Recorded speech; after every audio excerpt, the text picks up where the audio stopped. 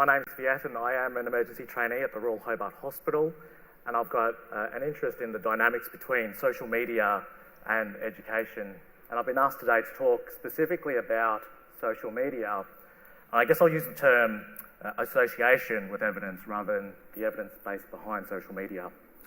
So just to get some of the disclosures out of the way, I am a millennial, I am entitled, don't hold it against me, and by association I am a digital native, albeit a late one because I got my first computer after high school.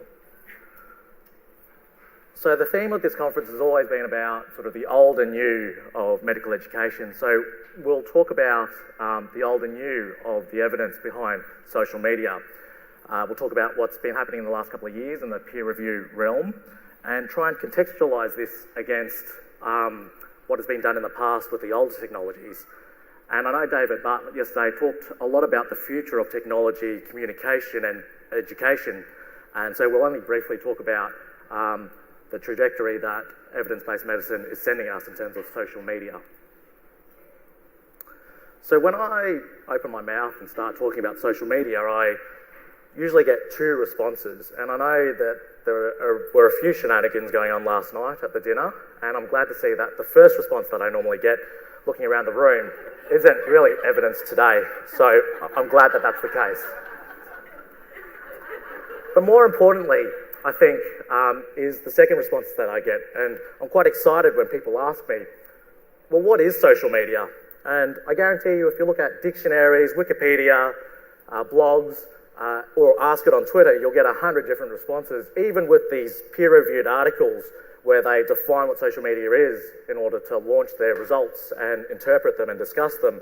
You'll find that actually there is no unifying definition of what social media is.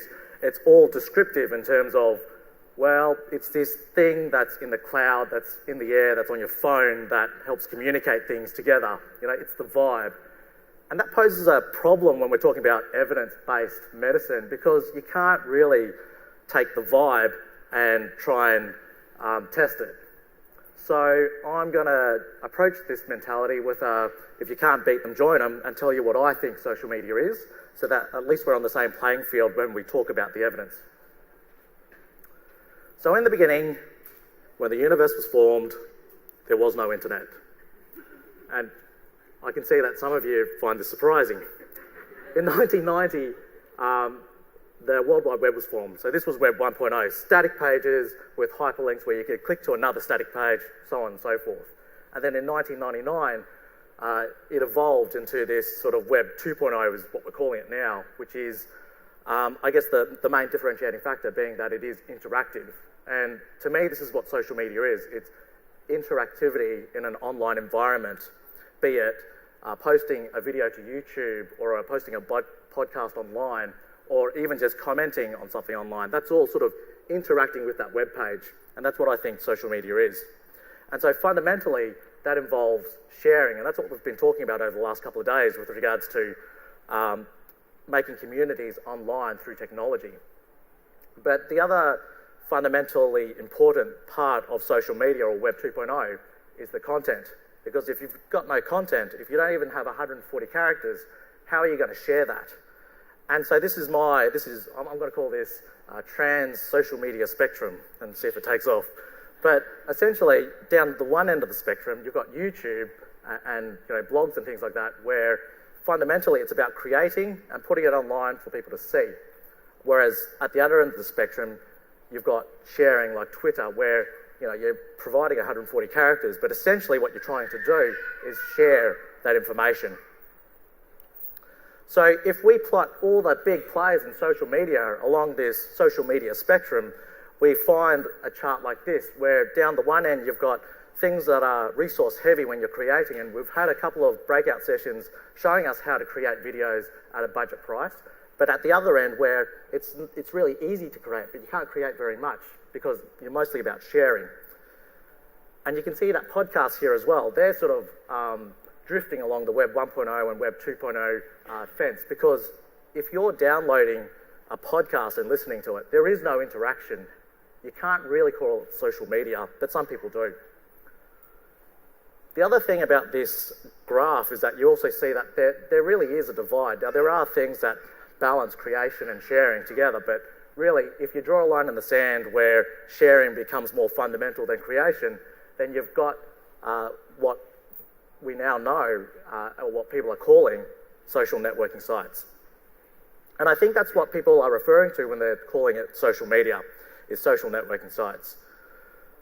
And this is important because when you're trying to compare, say, a sharing modality versus a video modality, it's apples and oranges. You can't really compare the two. But that's what people have been trying to do, as we'll see later on. So I can see there's a couple of big players out there, like Anthony Luen from the Twitter universe, and a couple of other big names in terms of social media and medical education. But for those of you who aren't quite aware, I'll give a brief synopsis of social media and medical education. So I guess in the beginning there was a few who embraced social media and medical education and thought, this is amazing. And what they did was they got a few more followers, so they were the first followers, and somehow this became somewhat evangelistic.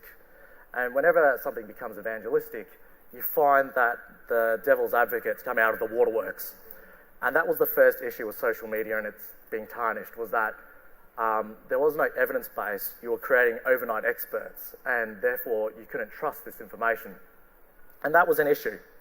But an even bigger issue came along, and which is fundamental to the movement of social media in medical education and in medicine in particular, is that of professionalism. The issue here was that no longer could you just ignore it. No longer could institutions and organisations ignore social media. They had to look at it, they had to assess it, and they had to come up with policy for it.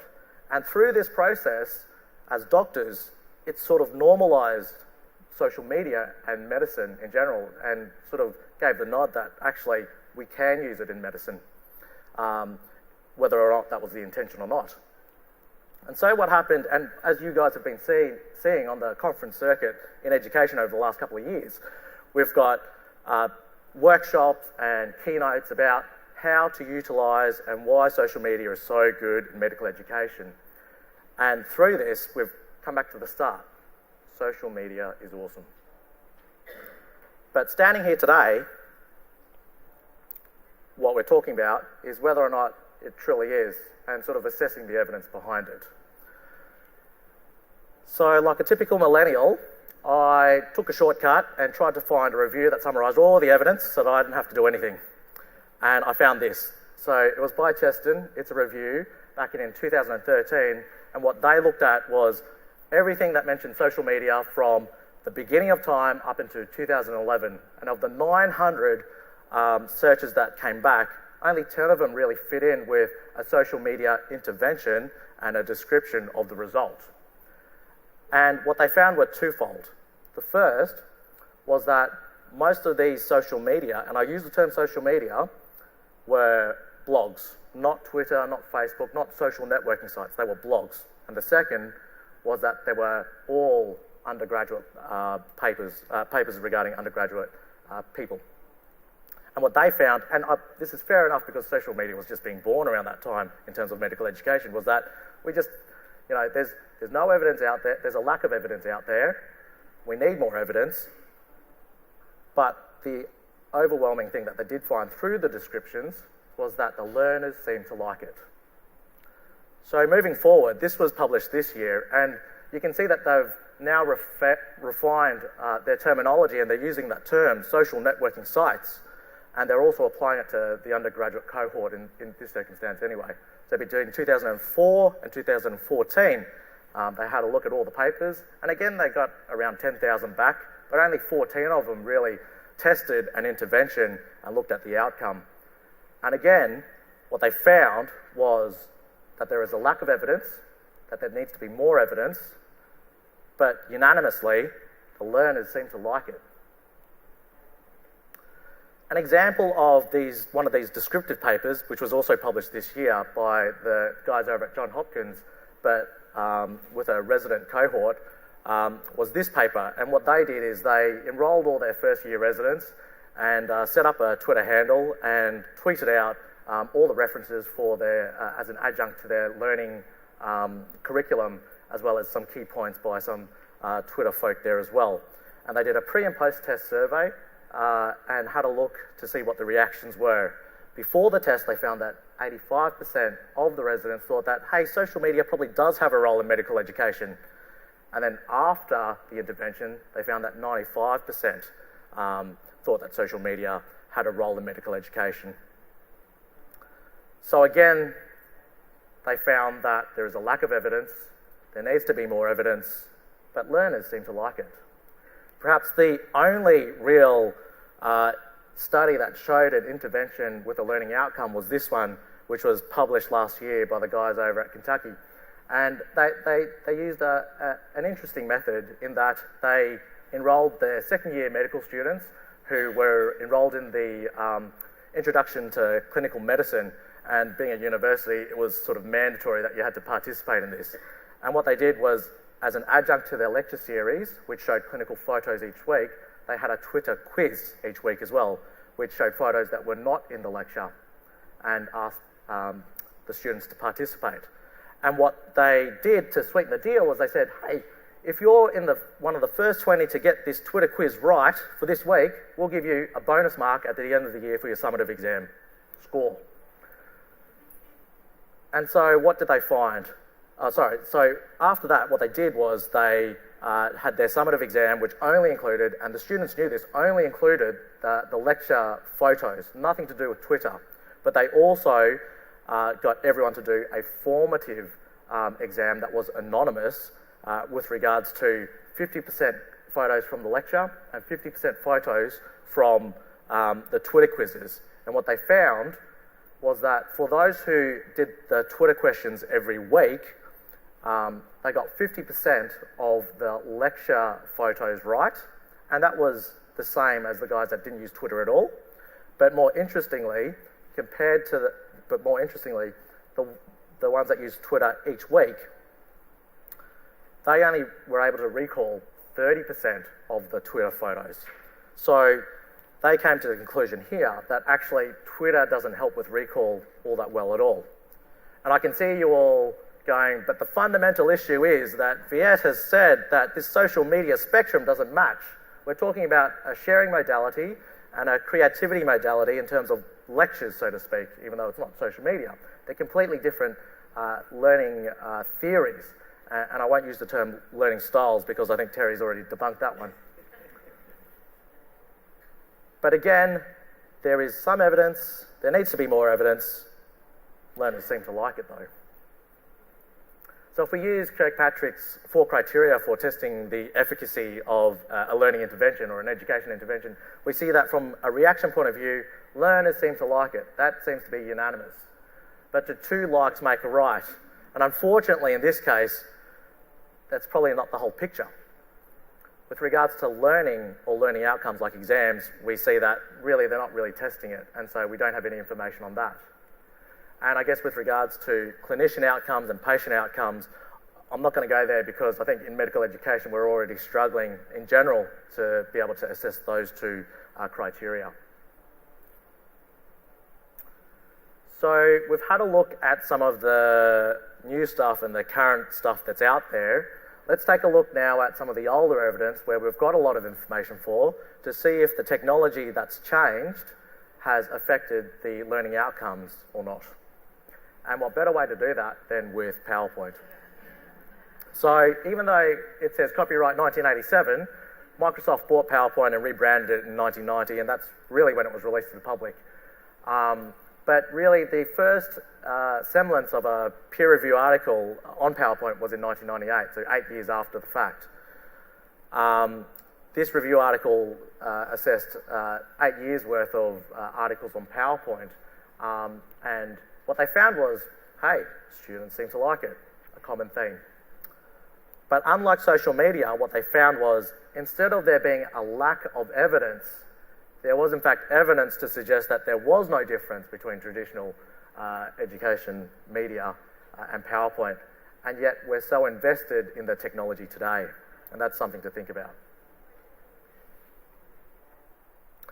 I'll bring you back to this paper, which was published around the time I was born, because really what's old is new again, and that's part of the theme of this conference as well. And what we found is that, and this is important, that the media that we're using, the technology that we're using is important, but what's even more important is the content that we're given, that we're giving the learners. Because really, you don't want to be the dump truck driver of a brand new garbage truck delivering garbage to learners. That's what it is. And equally, learners don't want to receive any garbage. And this is reiterated by Rowland and Brazel in 2015, I think this one was published, where they tried to reconcile traditional media and social media. And they reiterated the fact that these medias are all mediums. You need the good content there to start off with, because if you don't have good content, then your message is just going to be lost. And I'd be remiss if I didn't talk about, now that I've talked about social media and the evidence behind it, not to talk about the social media evidence-based medicine. Now, we all know about the impact factors of peer-reviewed journals, and for those that don't, what they do is they calculate how many citations a journal has over a 2-year period and divide it by the number of articles that they've published, and they come up with an impact factor. And the idea is that the bigger your impact factor is, the more prestigious your journal is. And obviously there's a few fundamental flaws with that idea, but that's what we're working with at this stage. What's come into light though is companies like Altmetric, where they're scouring the internet for comments on the articles or mentions of the articles from blogs to social media and so on and so forth. Altmetrics just seems to be the one that all the journal companies are buying at the moment. And where this is going is unclear, but the fact that a lot of the journal articles are paying big bucks to have these altmetrics on their websites linked to their articles tells us something about the future. So speaking about the future, we've talked about Web 1.0, we've talked about Web 2.0 as the interactivity, and those that know how to count to 3 will know that Web 3.0 is coming. But the question is, what is Web 3.0? And no one really understands what it is yet, but it will have implications on education and medical education. Some people think that it's artificial intelligence. You know, when you sort of want to Google something and it already pops up with what you want to Google before you even realise you wanted to Google it? That sort of stuff is what some people think Web 3.0 is, and that'll have implications on education in ways that we don't understand at the moment. But others think that it's artificial intelligence, and others more think that it's probably something to do with mobility, but we're not really sure if we're there yet, what it is. But again, it'll shift the focus from social media to something else later on. This is a graph of unique Australian visitors per month to the big social media websites that have to do with education. There's a lot of lines in there, but what I want you to focus on is the top two, Facebook and YouTube. They seem to be on an upwards trajectory since 2011. If we take away all the lines to make it a bit simpler to read, we can see this little program called WhatsApp, which is really just text messaging online with group interaction. We can see that, you know, it's from 2014, it's sort of made its way up there and it's slowly creeping up. What's more important though is this. We're using Twitter so much in social media at the moment, and yet a company startup in 2014 has now overtaken Twitter in terms of number of users. And how this translates into how medical education takes up new technology has to be questioned as well. The other two things I want to talk about is this. Blogspot is now called Blogger, and MySpace were the two biggest giants in sort of social media, social networking sites in the early days. And they're, even though it looks like they're still alive, they're really dying a slow and painful death. And then the other one I want to bring your attention to is WordPress, which is the main blogging site for medical education as well as everything else. It seems to have, you know, in 2013 had a spike and then sort of plateaued. And I guess the more revealing thing is, from a Twitter point of view, is that it's really plateaued as well. And although these statistics themselves tell a story, I guess the bigger picture is that these statistics are dependent on a whole lot of factors, including world finance and markets. Because what we see here, and this was just published a week ago, And if you guys follow the Twitter news, is that earlier this year, the Twitter board wanted to sell itself off. It offered it to Google, who had some interest, offered it to Apple, who also had some interest. Neither of them wanted to take it, and so their stocks plummeted, and they're sort of on a downward trend in terms of how much money they're generating, and then whether or not they're going to turn into Blogger and MySpace as well. And that has implications on how we use the technology now, because if those who are using Twitter, how are they going to translate Twitter if it dies to WhatsApp or whatever other medium comes up in 2 or 3 years' time? And I think that's the clear message that social media and evidence is telling us now, is that not that we have to embrace it, not that it's new and that it's useful for learning outcomes, but inherently that we need to show adaptability. Because if you have a look from the prehistoric ages when we were writing in dirt, to painting on walls, to chiseling out on slates, to writing on paper, to looking at overhead transparencies, to PowerPoint, to social media today, that life cycle of new technology is getting faster and faster and faster. And we can't adapt to that, then our learners are going to suffer and our patients are going to suffer. So this paper was published, I think, in 1968. That's the oldest paper I've got, way before I was born. And the same rules still apply. We need to be more adaptable to changing technology. So I guess to summarise in the only millennial way that I know how, don't deliver garbage. Make sure that your content is robust, because if you've got good content, no matter what the technology, you can move that content onto that technology. And invest in adaptability, because the tech will follow the learner in this circumstance rather than the other way around, where at the moment the learner is following the technology. We're chasing after Twitter and we're chasing after Facebook, trying to make it work for us. But if we adapt, then the technology will follow us. Thanks.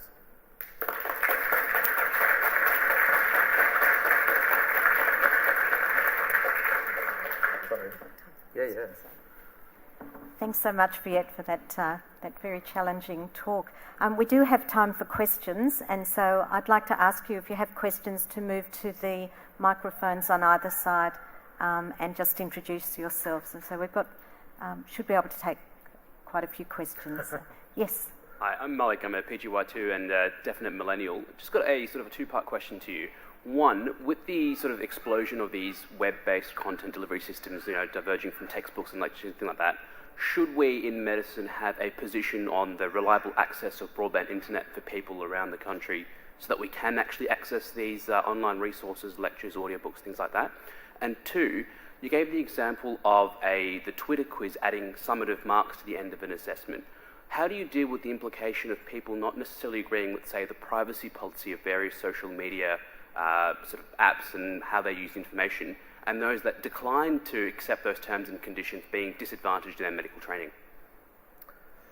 Okay, so I guess for the first question, you really talk about the NBN there, are you, and how it doesn't work?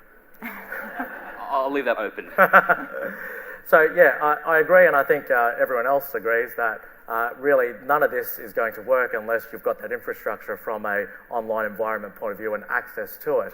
But I think we're moving into that sort of that realm where that's where the market is focused, and that's where the governments are focused. And when the government's focused on something, that it'll hopefully happen eventually, but at the very least it's important.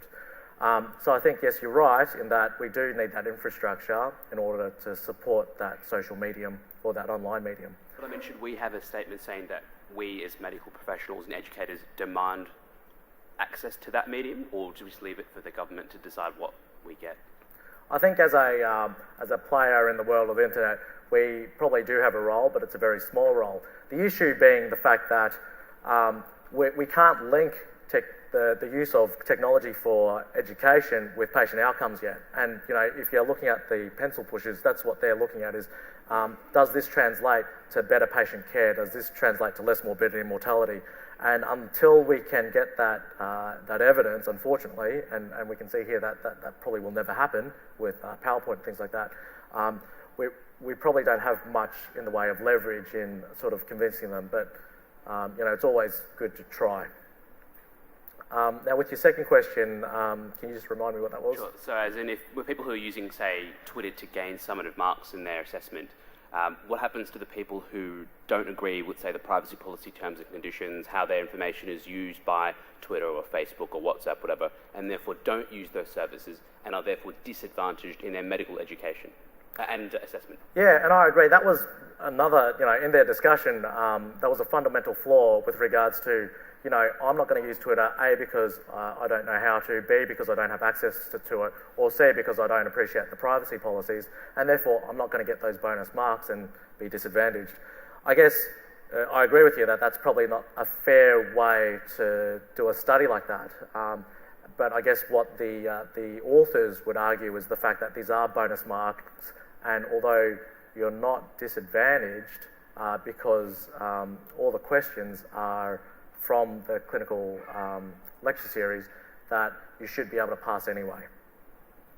And it's unclear, I guess, from the methodology and the results, whether or not those bonus marks could get you from a fail to a pass, or just a pass to a better pass. And I guess that's also important from a participant point of view, and also those who don't wish to engage in Twitter. Thanks, Viet. Anthony Llewellyn, James Edwards describes me as a Gen X with a Y chromosome.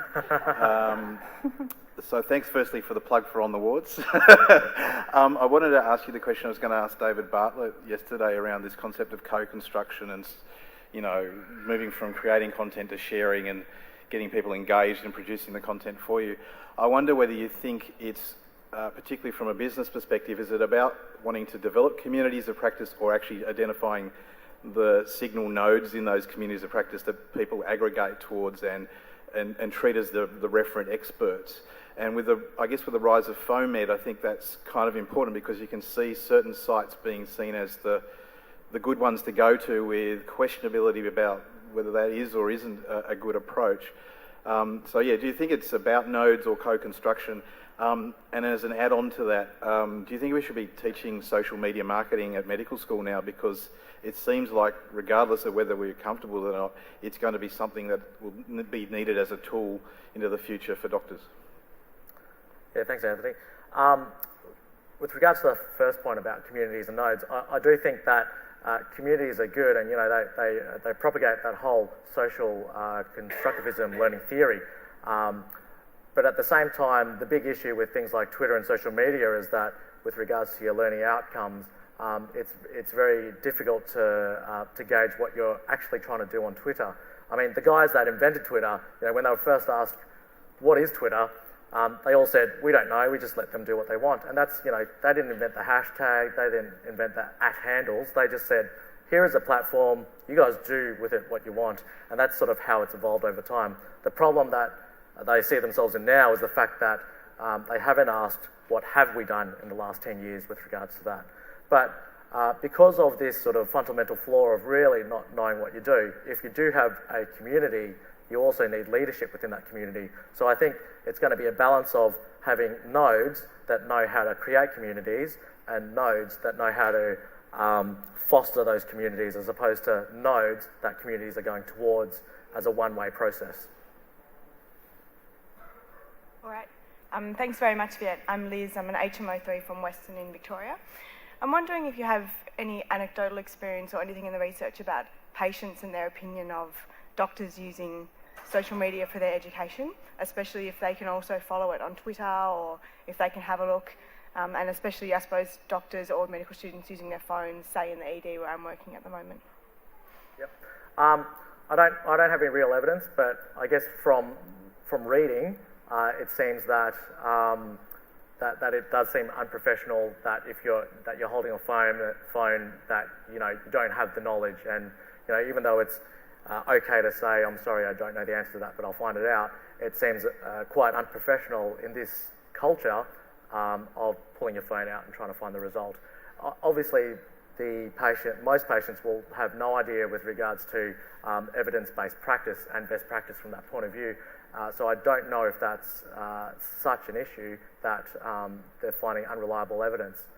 I guess on the other side of things, though, is that there is this thing that patients go to called Dr. Google, and trying to get patients to understand this whole concept of Dr. Google versus a doctor using Google, two completely separate things, is difficult for them to understand. And I don't know how, and I don't know when that understanding will come about. Hi, Alistair from Hobart, definitely digital native. We all love evidence-based medicine. Viet, do you have any concerns about the rise of eminence-based medicine and social media being used as a tool to facilitate that?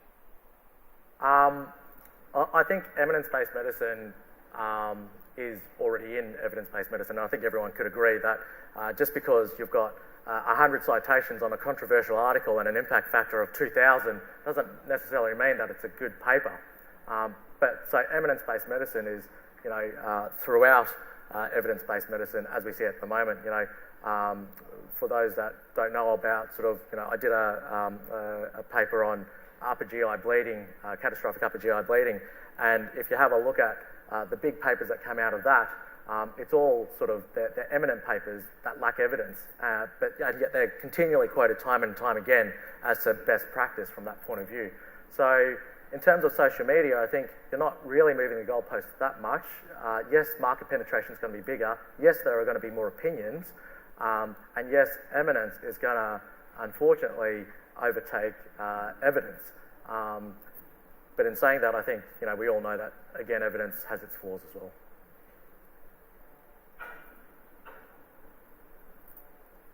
Thanks for that. Very entertaining, great slides as well. Take your point about no matter the vehicle, the content has to be valuable and quality. But what about thinking about the fact that was presented earlier in the conference about medical knowledge doubling at an exponential rate, and the value of social media in allowing access as opposed to quality? Imagine if we had to, in the ED, and all these patients come in with a long list of drugs, you don't know the trade names, and you've got to write them down in generic names on your med chart. I mean, imagine if you had to go to the library and look up all of those drugs. So I guess is what you're trying to say that we should have online databases that is different to, say, social networks in the first place in terms of trying to look for those drugs? Because I completely agree that we have the technology and we need to use the technology. But I think if we're down the content end of the spectrum, where say MIMS or the AMH are creating that content for us to interact with and access, because we're still interacting, that's fundamentally important, and that's what we need to get right. Because if we don't get that right, then if we share that information across over in the other end of the spectrum, where your Twitters and your Facebook is, I think that's where you lose out in terms of delivering quality or delivering garbage, because what you're delivering is still social media, it's just social media of a different type. Thanks so much, everyone, for your questions. And can you please join me in thanking Viet for a terrific presentation?